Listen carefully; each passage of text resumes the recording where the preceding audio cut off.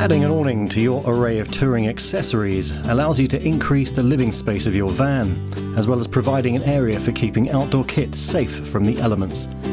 But there have been major strides in awning development in recent years, so we sent Peter Baber to find out more.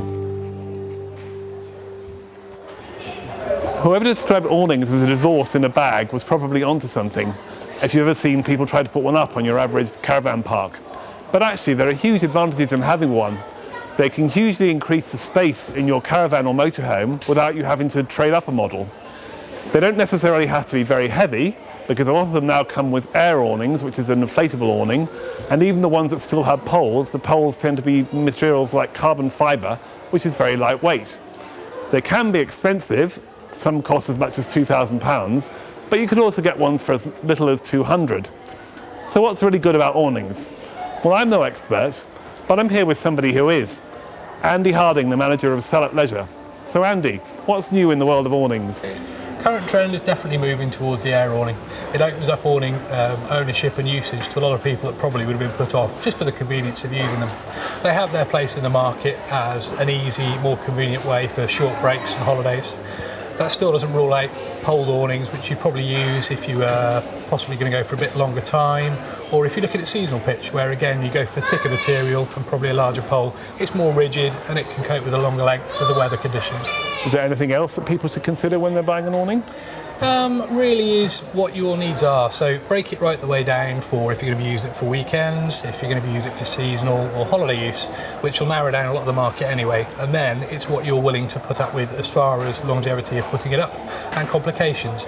You can make your life easier with pole awnings, for instance, by laying them out, getting the instructions out, zip all the panels out of the awning, put the roof of the panel up first, and then start building the frame inside from the instructions.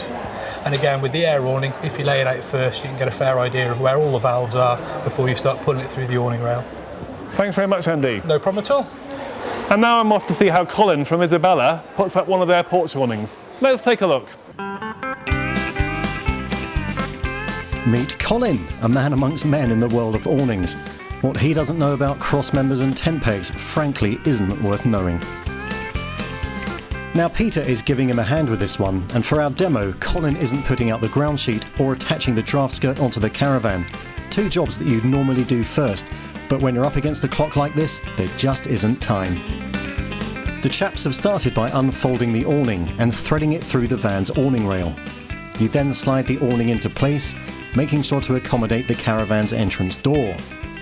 Now the Magnum Cole 250 porch awning is made from fibre dye textured weave isocryl, which is an impregnated, maintenance-free material, so there's no chance of water creeping in, assuming that you've put it upright. The next step is to add the mountings for the rear poles to the side of the van. And the Magnum uses 3 fix-on screwless bracket pads for this. And now for the frame, which is made from Carbonex fiberglass and incorporates the user-friendly Isofix locking system. Firstly, lay the corner poles roughly in position, and then find the eyelet for the spike in the centre of the T-section. Then walk the canvas out, away from the van. Now attach the centre outward-facing pole and extend it to meet the T-section, then loosely lock it in place. Adding the T-frame outside bars at this stage opens the canvas out and gives you more space to work in. Attach the side roof poles now. As you've placed the side upright poles in position already, it's much easier to connect the two. Extend the front roof pole from the middle section and connect, then lock. Do the same on the other side and then thread, connect and lock the poles for the canopy. Next, zip up the canopy screen and then it's time to tension the poles. First, use the regulator tabs to set the height of the pegging rubbers and then extend the pole. We're nearly there now, but we still need to connect the rear poles that hold the awning tight to the caravan. And this is done courtesy of this plastic grip that holds the poles snugly in place. Connect the angled clamp like so and feed the pole into the sleeve. Extend the leg and lock it, pushing it against the van. With the frame in a basic shape, it's time to properly tension it, and the best way to do that is to release some of the pressure from the zips and allow the panels to drop down.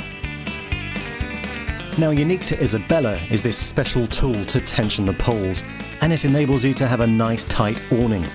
Clamp the tool onto the pole, unlock, extend, and then lock again. Repeat for every pole in the frame until it's nice and rigid. Before pegging down, check that the awning is square to the van and start pegging in the rear corner against the van, working your way along the side, then the other side, and finally along the front.